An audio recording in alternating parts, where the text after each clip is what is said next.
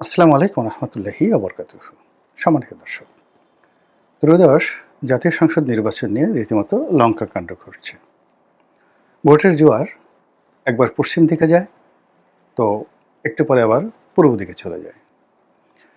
ভোটের সম্ভাবনা হবে, এটা একেবারে পারদের সর্বোচ্চ স্তরে, অর্থাৎ 100%। এই ভোট না হওয়ার কোনো সম্ভাবনা নাই, এটা সকালে এক গ্রুপ মনে করছে, আবার বিকেলবেলা রাজ্যের সব হতাশে এসে বলছে, না রে ভাই, নির্বাচন হবে না। মানে পুরোটাই একটা জিগজাগ। এই জিগজাগের মধ্যে জরিপ প্রকাশিত হচ্ছে, যে যার মতো করে ন্যারেটিভ তৈরি করছে। এক গ্রুপ বলার চেষ্টা করছে, আমরা তো নির্বাচনে জয়লাভ করেই ফেলেছি, শুধু 12 থেকে একটা ঘোষণা, প্রধানমন্ত্রী তারেক রহমান সাহেব। আবার এই ঘটনায় কোনো প্রতিক্রিয়া না দেখিয়ে হঠাৎ করে একটা অডিও ক্লিপ মার্কিন দূতাবাসের কতিপয় কর্মকর্তা বাংলাদেশের কয়েকজন নারী সাংবাদিকের সঙ্গে কিছু কথাবার্তা বলেছেন জামাত নিয়ে।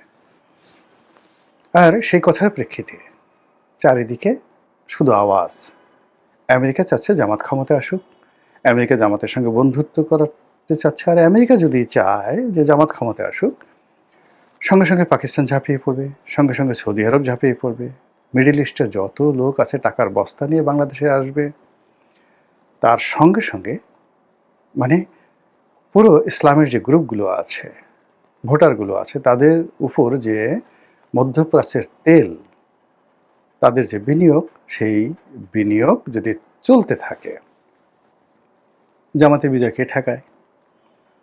এরপর তুরস্ক, তুরস্ক, এরদোয়ান, মালয়েশিয়া, মাহমুদুর রহমান মানে আমার দেশ সম্পাদক, মাহমুদুর রহমানের পত্রিকা আমার দেশ পত্রিকা, সব মিলিয়ে জামাতের যে একটা স্ট্রং বেজ আছে বা তৈরি হয়েছে, এই বেজটি যখন সামনের লাইমলাইটে চলে আসে, বিএনপির পিলে চমকে যায়। আর এই যে ভিডিওটা মানে আমাকে করতে হচ্ছে, এর কারণ হলো যে আমি কোনোদিন বিশ্বাস করিনি যে জামাত ক্ষমতায় আসতে পারে, এবং এখনো পর্যন্ত আমি মনে করি যে জামাত ক্ষমতায় আসবে না, এখন পর্যন্ত মনে করি। কিন্তু অবাক করা হলো, গতকাল মানে আমার এক বন্ধু, বয়স বড়, একটি সরকারি পদে আছে, আমি নাম বলবো না, মানে এই সময়টিতে মানে মেডিকেল সেক্টরে সবচেয়ে লুক্রেটিভ যে 2-3টে পদ রয়েছে, এরকম একটি পদে তিনি আছেন, বিএনপি করেন, বিএনপির কারণে তিনি এখানে এসেছেন। তো তিনি কথা প্রসঙ্গে বলছিলেন যে, রনি ভাই, জামাত বোধহয় ক্ষমতা এসে যাচ্ছে। আমি বললাম, তাই নাকি? মানে ওনার মুখে কথা শোনার পরে আমার রীতিমতো ভয় লেগে গেল।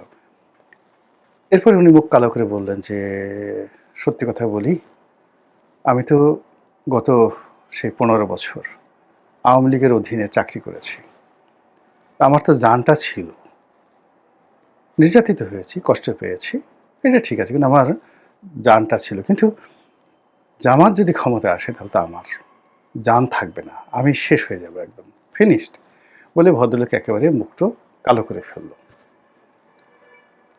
এবং এরপরে আমার কাছে মনে হলো যে আসলে এই ভিডিওটাই করা উচিত। করা উচিত এই কারণে যে, জামাত ধরেন ক্ষমতায় এলো না, ভালো কথা, কিন্তু যদি আসে, যদি আসে, যদি আনা হয়, কিভাবে আনা হবে এগুলো আমি ইন ডিটেলস এগুলো বলবো না, কিন্তু যদি আনা হয় তাহলে কী কী প্রতিক্রিয়া হতে পারে, কী কী ঘটনা ঘটতে পারে, সেই জিনিসগুলো যদি আপনি আগে থাকতে বুঝতে পারেন, তাহলে নির্বাচনের বাকি যে সময়গুলো আছে আপনি নিজে প্রস্তুতি নিতে পারেন। আমাদের দেশে হলো কি, প্রথম ঘটনা হলো যে মানুষের যখন আবেগ উঠে কোনো একটা বিষয়ে, তখন আর মানুষ পিছনে ফিরে তাকায় না। আমরা আইয়ুব খানকে নিয়ে আবেগ দেখিয়েছি, ফাতেমা জিন্নাহকে নিয়ে আবেগ দেখিয়েছি, 69-এর গণ অভ্যুত্থান নিয়ে আবেগ দেখিয়েছি, বঙ্গবন্ধুকে নিয়ে আবেগ দেখিয়েছি, এরশাদকে নিয়ে আবেগ দেখিয়েছি, বেগম জিয়াকে নিয়ে। আমরা কাকে নিয়ে আবেগ দেখাইনি বলেন? ওসমান হাদিকে নিয়ে আমরা আবেগ দেখেছি, আবার 48 ঘন্টা যেতে না যেতেই আমাদের আবেগ চলে গেছে। জামাতকে নিয়ে, এই জামাত বুঝে যে বাংলাদেশের আবেগ 48 ঘন্টার বেশি থাকে না। তো জামাত একবার সামনে যাচ্ছে, একবার পিছনে যাচ্ছে, এবং কোনো অবস্থাতেই জামাত তাদের সম্পর্কে যে ন্যারেটিভগুলো আছে সেটাকে পার্মানেন্ট তারা করছে না। এর কারণ হলো নির্বাচনের ৪৮ ঘন্টা আগে তারা মানুষের আবেগকে নিয়ে কিছু একটা করার প্ল্যান তারা করে রেখেছে। এটি লিখে রাখেন আপনি। যদি নির্বাচন হয় তাহলে নির্বাচনের ৪৮ ঘন্টা আগে জামাত এমন কিছু একটা করবে যাতে সকল আবেগ জামাতের দিকে চলে যাবে।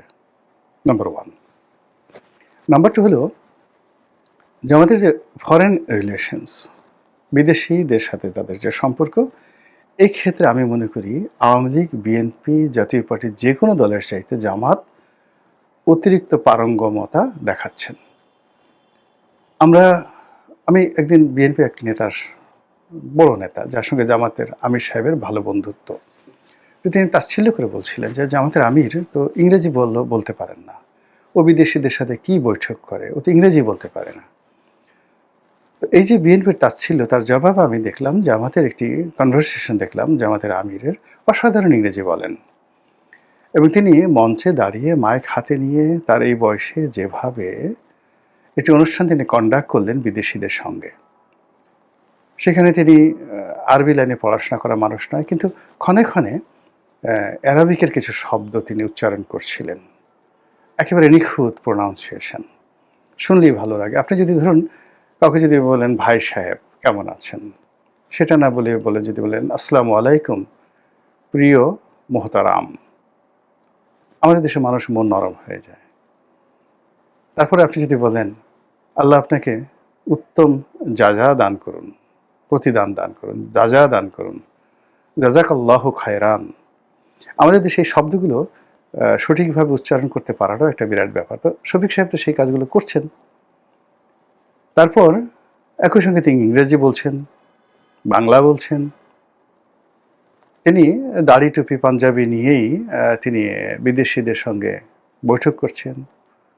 বিদেশি মহিলা, বাংলাদেশি মহিলা, আধুনিক মহিলা, তরুণ মহিলা, সবাইকে নিয়ে তিনি যে একটা আধুনিক জামাতের যে রূপরেখা এই নির্বাচনের ময়দানে তুলে ধরছেন, সেটাকে সামাল দেওয়ার জন্য বিএনপিকে রীতিমতো হিমশিম খেতে হচ্ছে। আর দ্বিতীয়ত হলো যে তারেক রহমান সাহেবের সম্পর্কে, বিএনপি সম্পর্কে গত ১৭ মাসের যে দুর্নাম বদনাম, চাঁদাবাজি, প্লাস ২০০১ থেকে ২০০৬ সন পর্যন্ত হাওয়া ভবন কেন্দ্রিক তাদের যে দুর্নাম এবং বদনাম, এই জিনিসগুলো তো জামাত দশমুখে প্রচার করে যাচ্ছে।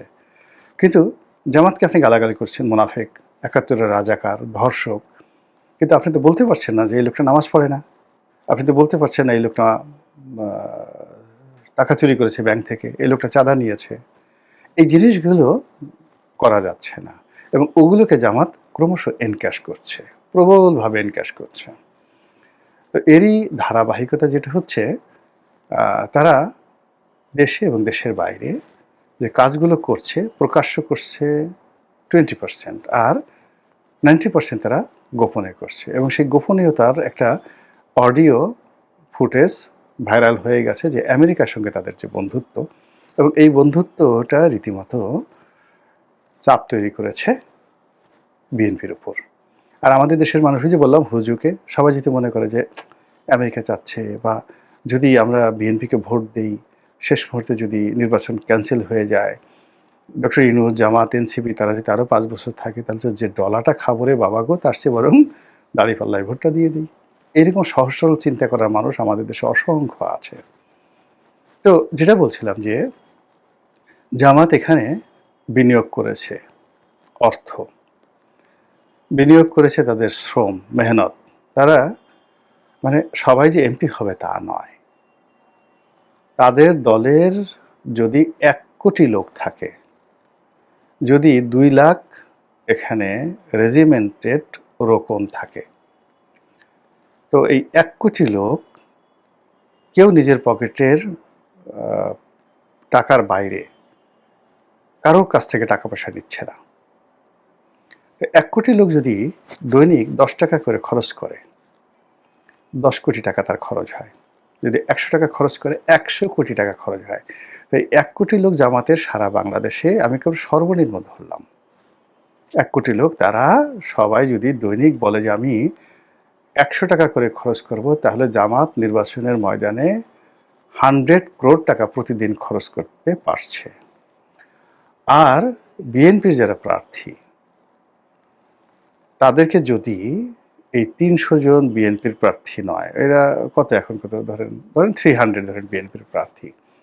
তো 300 বিএনপির প্রার্থীকে যদি ১০০ কোটি টাকা খরচ করতে হয় প্রতিদিন জামাতের মতন করে, তাহলে এই ৩০০ প্রার্থীকে কত টাকা খরচ করতে হবে? এর কারণে বিএনপির কর্মীরা তো জামাতের কর্মীর মতো ১০০ টাকা দিচ্ছে না, তারা বরং প্রার্থীর কাছ থেকে টাকা নিচ্ছে। স্লোগান দিতে টাকা লাগবে, হুন্ডাতে টাকা লাগবে, মঞ্চ করতে টাকা লাগবে, ইত্যাদি ইত্যাদি ঘটনা। ফলে আপনারা নিজেরা একটু হিসাব করে নেন যে ১০০ কোটি টাকা যদি ৩০০ জন প্রার্থীর মধ্যে ভাগ করে প্রতিদিন একজন প্রার্থীকে কত টাকা খরচ করতে হচ্ছে। তারা হয়তো সেটা করতে পারছেন না, না পারার কারণে কি হচ্ছে, জামাত খরচের দিক থেকে এগিয়ে যাচ্ছে।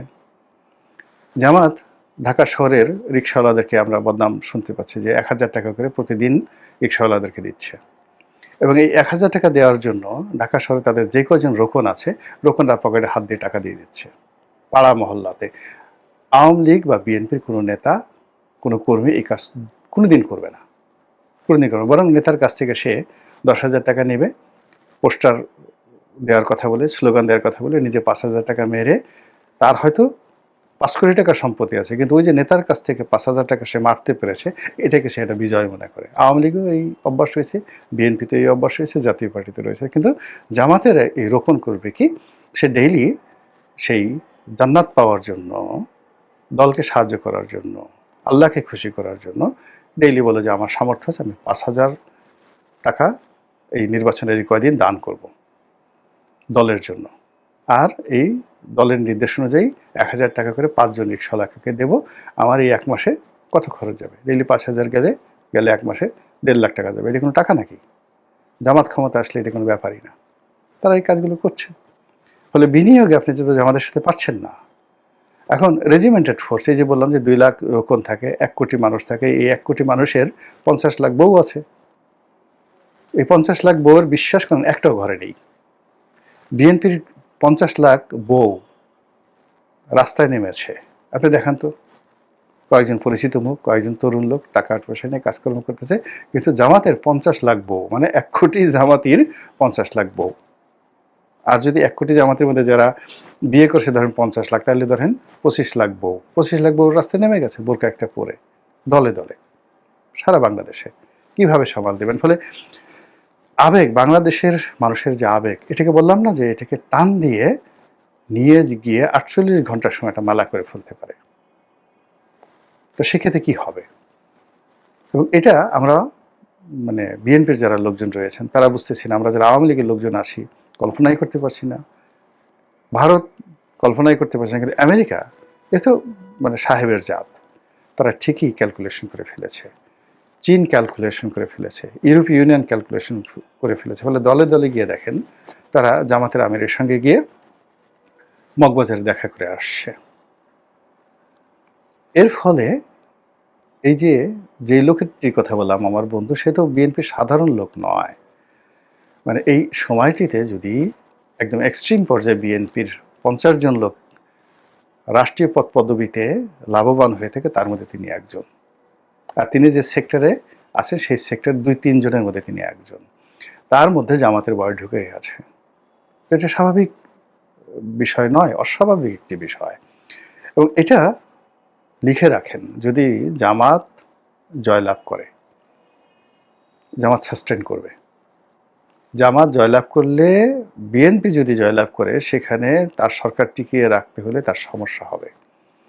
কিন্তু জামাত যদি ক্ষমতায় আসে, ১ মিনিটের মধ্যে সে ভারতের সঙ্গে এবং ১ মিনিটের মধ্যে সে আওয়ামী লীগের সঙ্গে সাস্টেন করে ফেলবে, সম্পর্ক করে ফেলবে। এবং এই যে তাদের যে একটা উত্থান, এটাকে আপনি ধরে নিতে পারেন মিনিমাম ২০ বছর, 20 ইয়ার্স। এই ২০ বছর আওয়ামী লীগকে আঙ্গুল চুষে খেতে হবে এবং ২০ বছর বিএনপিকে নিজের চুল ছেড়ে কুচি কুচি করে ফেলতে হবে। এর বাইরে কিচ্ছু করার থাকবে না।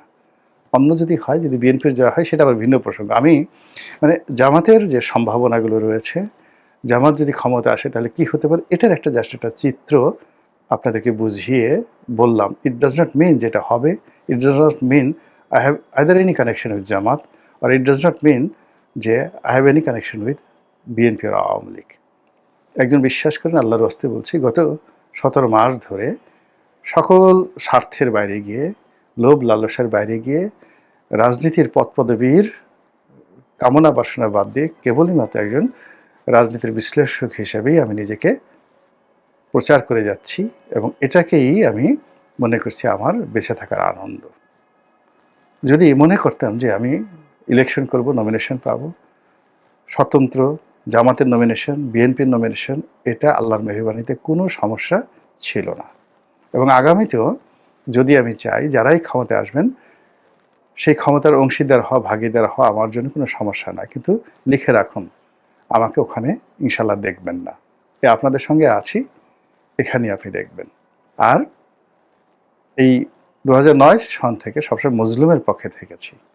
যারাই মজলুম হয়েছে তাদের সঙ্গে থেকেছি। যারা ক্ষমতা পেয়েছে, ক্ষমতার চেয়ার পেয়েছে, তাদেরকে আমার বাসায় দাওয়াতও দেয়নি, আর তারা আমাকে তাদের বাসায় দাওয়াত দিবে, আলহামদুলিল্লাহ এখনো পর্যন্ত সেই সাহস আমাদের রাজনৈতিক অঙ্গনে হয়নি কারো, যে আমাকে বলবে আসেন আমার বাসায় আজকে রাতে খাবেন বা আপনাকে আসতে হবে, ইউ হ্যাভ টু কাম। এই কথা বলার মতো অবস্থা বাংলাদেশে প্রশাসনে, রাজনীতিতে আশা করি কারোর নেই।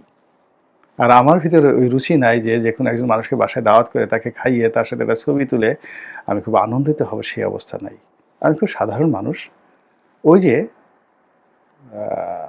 গ্রিক দার্শনিক মেগাস্থিনিস, সম্ভবত মেগাস্থিনিস অথবা অন্য কোনো একটা নাম হতে পারে, তিনি রাস্তায় থাকতেন, দর্শন চর্চা করতেন।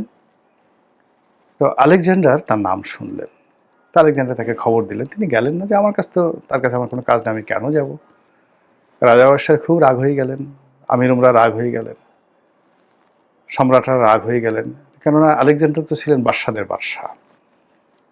তো সেই দার্শনিক কে সবাই ধরে আনতে চাইলো, মেরে ফেলতে চাইলো। আলেকজান্ডার বললেন যে না, তিনি তো ঠিকই বলেছেন, আমার কাছে তো তার কোনো কাজ নেই, তো তিনি কেন আসবেন। তো আলেকজান্ডার গেলেন যে আমি দেখা করতে যাব। তিনি আলেকজান্ডারের দিকে তাকালেনই না। আলেকজান্ডার খুব জিজ্ঞাসা করলেন যে জনাব, আমি অমুক অমুক, আপনার জন্য আমি কি করতে পারি।